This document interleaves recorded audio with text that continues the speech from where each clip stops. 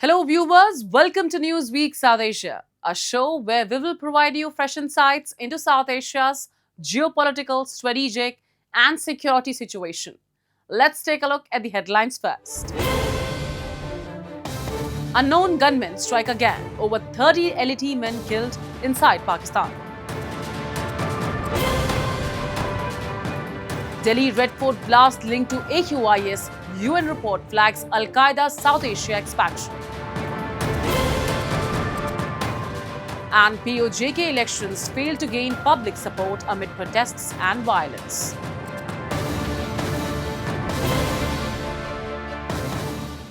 A disturbing admission from within Pakistan's own terror ecosystem is raising fresh questions over the fate of Lashkar-e-Taiba operatives.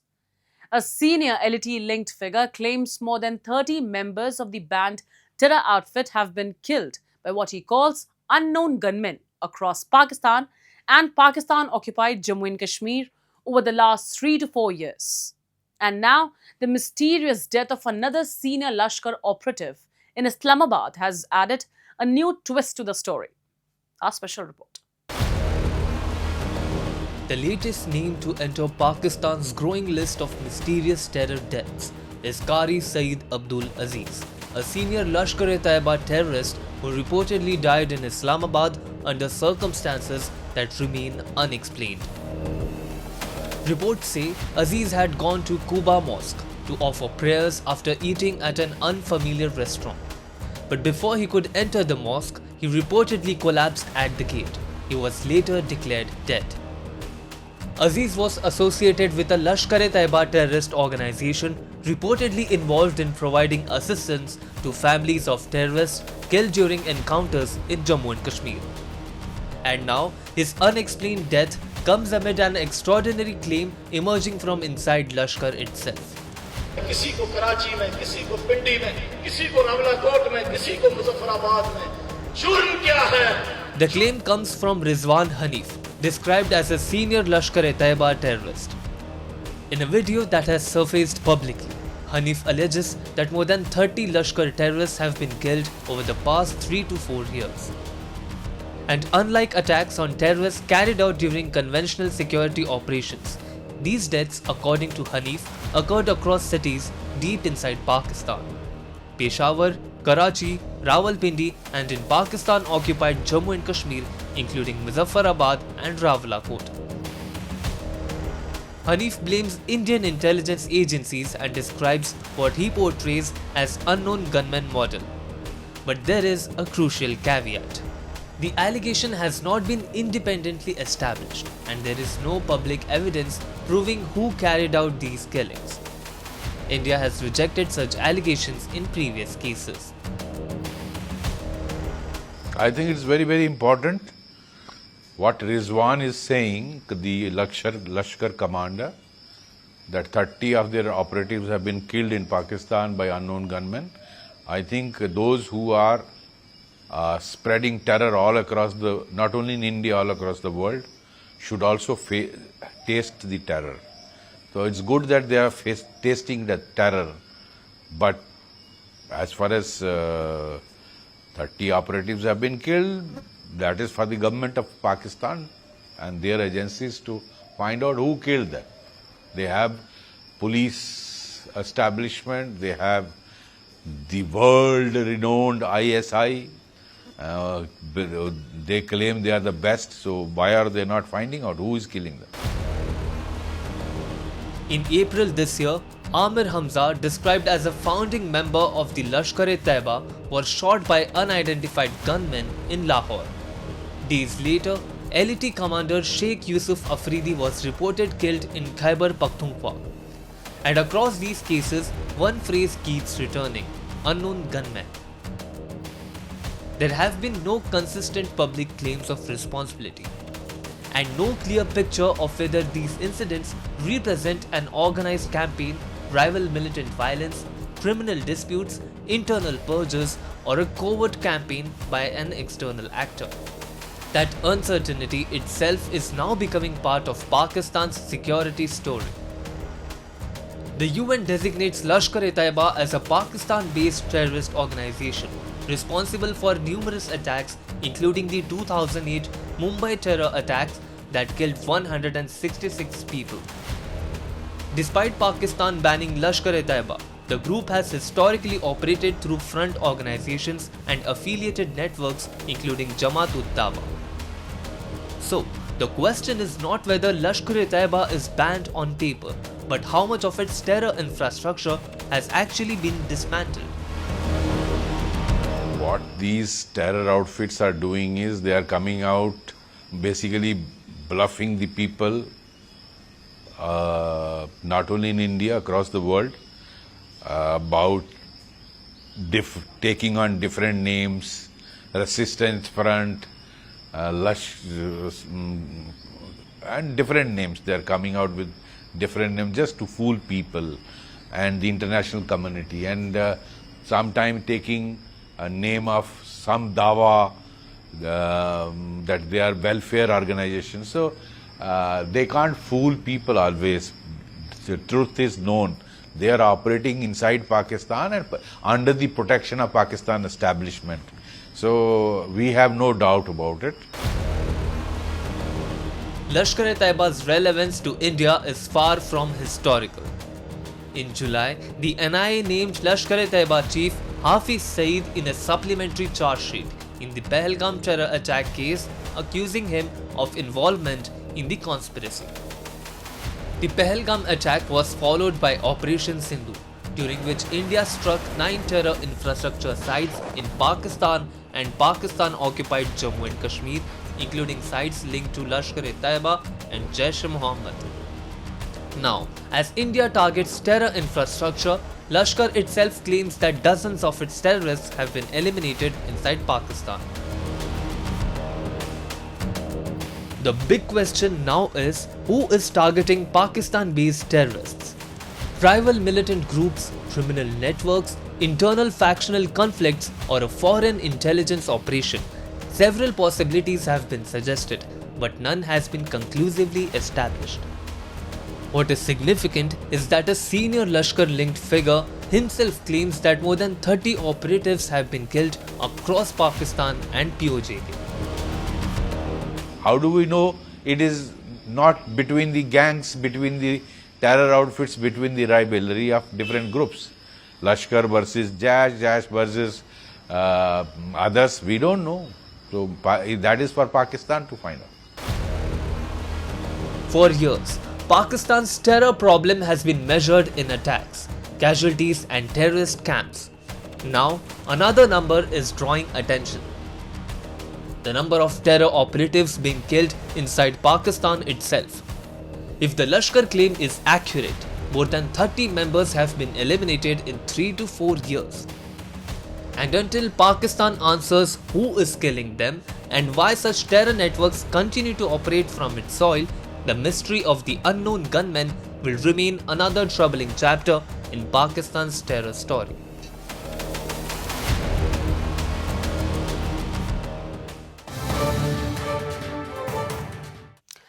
A major revelation has emerged from the United Nations on the terror attack that shook New Delhi last year.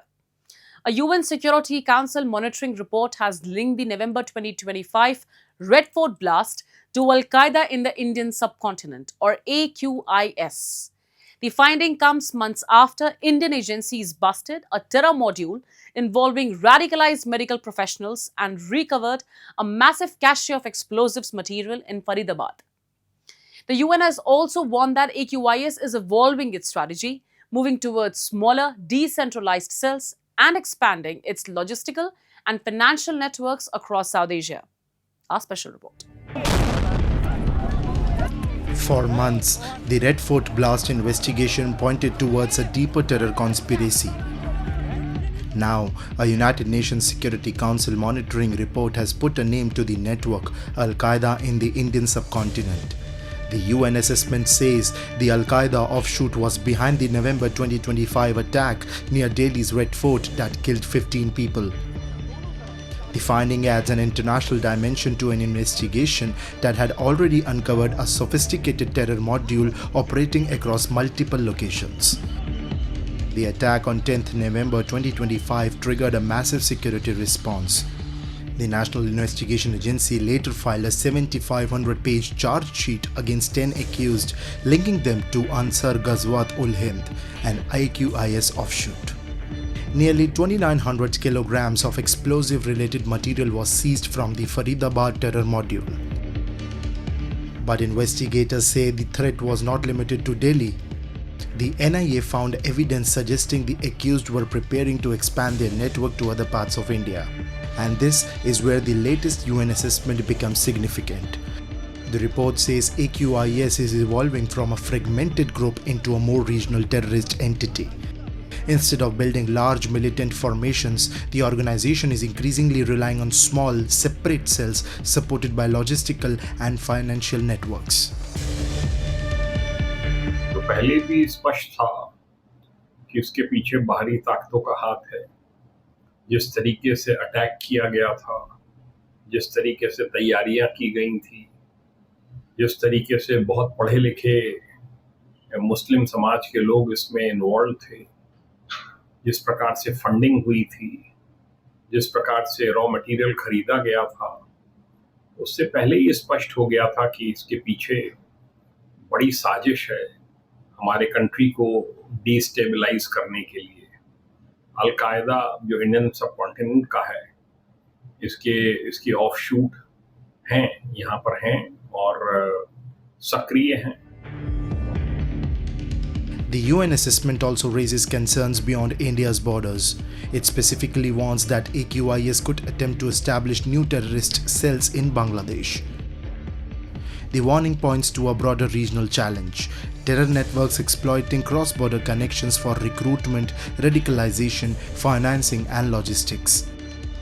For India, that means the threat cannot be viewed only through the lens of individual attacks. It is increasingly about the regional ecosystem supporting terrorism. What India needs to do firstly would be much more our borders. Our border fencing, smart borders, we'll need to up our game there. But you see, that still leaves the problem open that it is the radicalization of the mind of people who are embedded in society. That is the danger. So how India counters that radical thought, that has to be seen equally importantly, I would say. As to Bangladesh, yes, I think we can expect perhaps, because in Bangladesh also, the mix of situations is quite conducive to, an Al-Qaeda-like already and Islamic radicals. So it could grow. The Red Fort blast was not simply an isolated act of violence. The NIA investigation uncovered a network linked to an AQIS offshoot. And the latest UN assessment now places that threat within a larger regional picture. Al-Qaeda may be changing its tactics, moving from large formations to small, discrete and interconnected cells. For India's security agencies, the challenge is therefore not just to stop the next attack, it is to identify and dismantle the network before the network becomes an attack.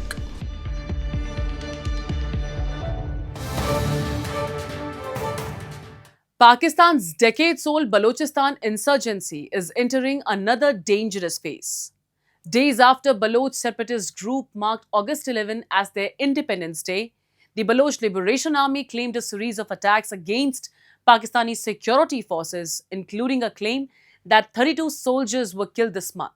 Pakistan has now responded with fresh airstrikes in Balochistan.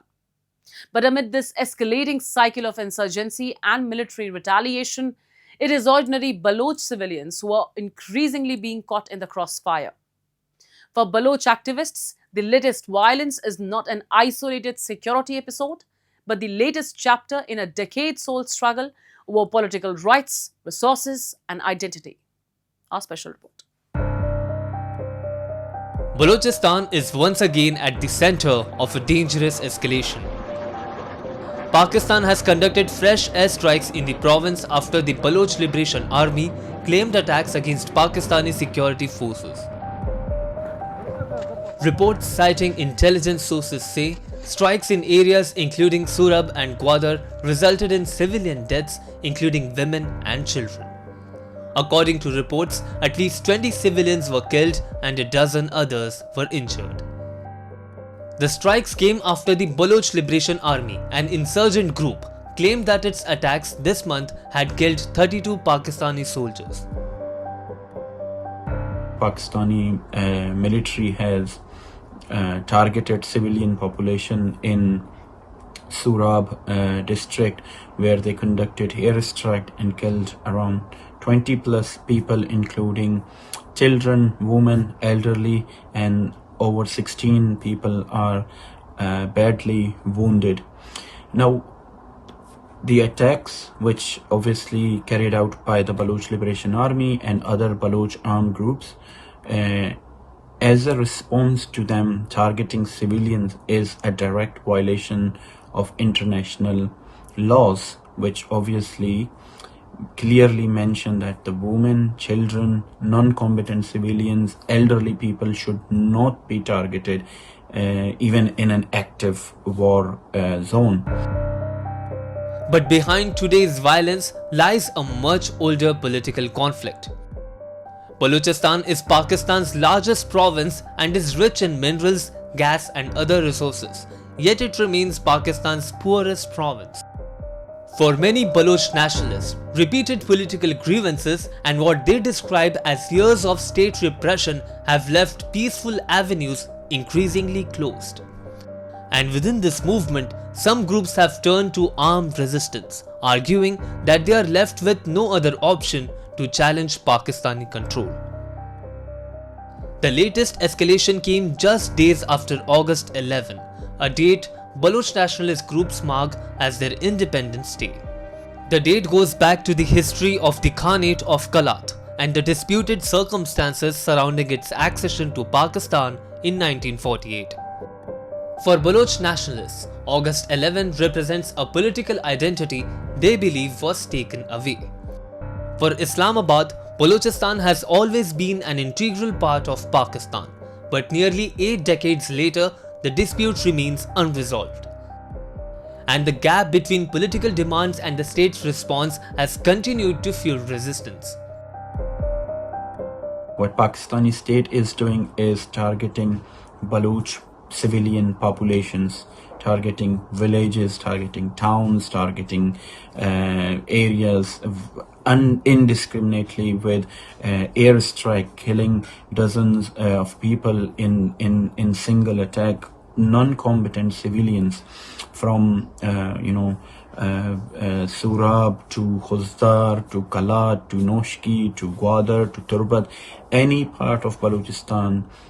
If an independent journalist, if an independent media organization, if the human rights organization, they visit, they will see that these claims, which are always brought up by the Pakistani state, their media, that the Baloch armed forces have targeted civilians, are fabricated. 99.9% are lies. For the Baloch population, the conflict is no longer simply about competing political narratives.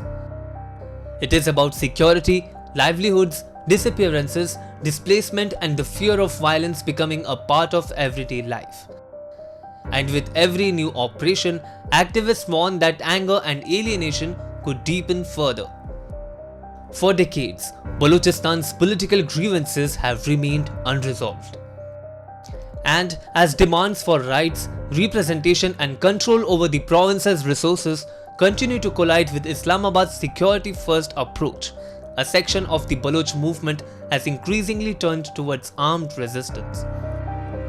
The latest airstrikes and the BLA's attacks show that the conflict is entering yet another dangerous phase, but with every escalation, it is the Baloch civilian who risks paying the highest price. The question now is not only whether Pakistan can contain the insurgency, but whether it can address the grievances that continue to fuel it.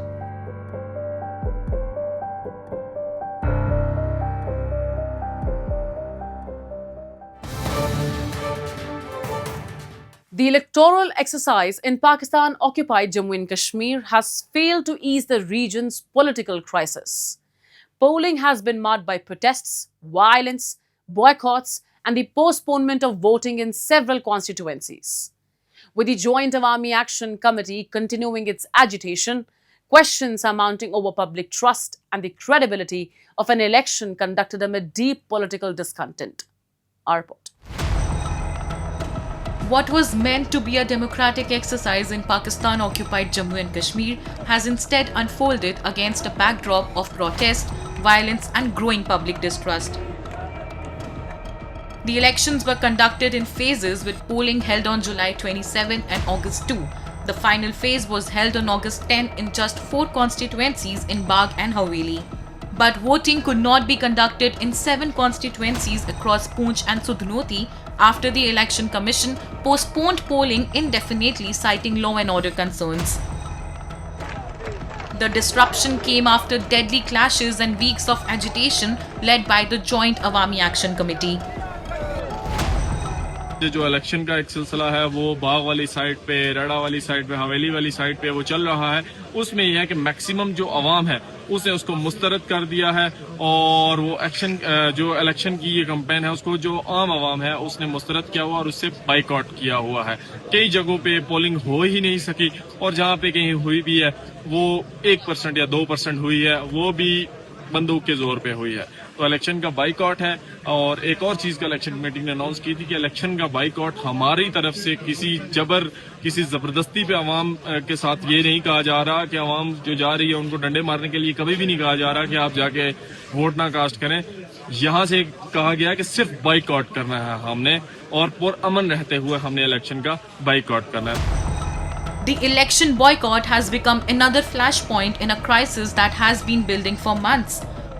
The Joint Awami Action Committee has opposed the electoral process over a range of political and governance issues, including the controversial 12 seats reserved in the Assembly for refugees from Jammu and Kashmir. The group has also demanded the release of detained protesters, withdrawal of cases, and implementation of its wider charter of demands. Pakistan's response has increasingly been defined by restrictions and force rather than political reconciliation. Road closures and communication restrictions have accompanied the unrest, while the region has witnessed clashes between protesters and security forces. See, the political institutions in Pakistan are under a big question mark. The Joint Awami Action Committee is the strongest in Poonch, where these elections have got deferred for 7 of the seats over there. In both Muzaffarabad and the Mirpur elections held, they say that about 53% voted in Muzaffarabad, about 46%. Other than what that earlier years that voted 60%, all these are fudged, absolute fudged elections, because the Pakistanis want to show that everything is all hunky-dory, knowing fully well that from June 5th, ever since they declared this Joint Awami Action Committee a terrorist organization. Can you imagine political activists who are being declared as terrorist organizations? There has been chaos for bad governance, human rights violations. The violence surrounding the elections has also triggered a wider international spotlight on Pakistan's handling of dissent in the territory it controls. India has now called on the international community to hold Pakistan accountable for what it described as a gross human rights violation in Pakistan-occupied Jammu and Kashmir. At a media briefing, Ministry of External Affairs spokesperson Randeep Jaiswal said public discontent in the region had been met with repression, bullets and blackouts. We continue to follow developments across the world. At the same time, I would like to highlight that we have seen the kind of human rights violations that were committed in Pakistan-occupied Kashmir and other parts of that country. We call upon the international community to hold Pakistan accountable for its misdeeds, for its abuses, and for flagrant violation or gross violation of human rights. Jaiswal said more than 90 people had been killed in recent months during the crackdown on protesters, while many more were injured.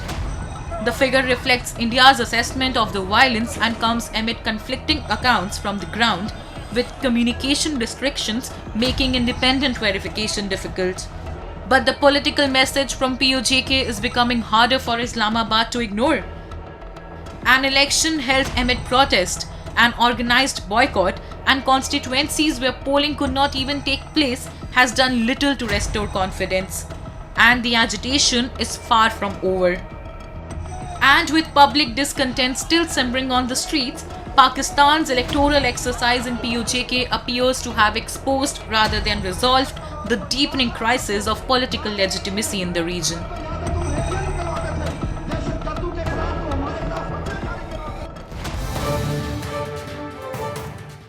And with that, we come to the end of this edition of Newsweek South Asia. We'll be back next week with more news, views, and analysis from the subcontinent.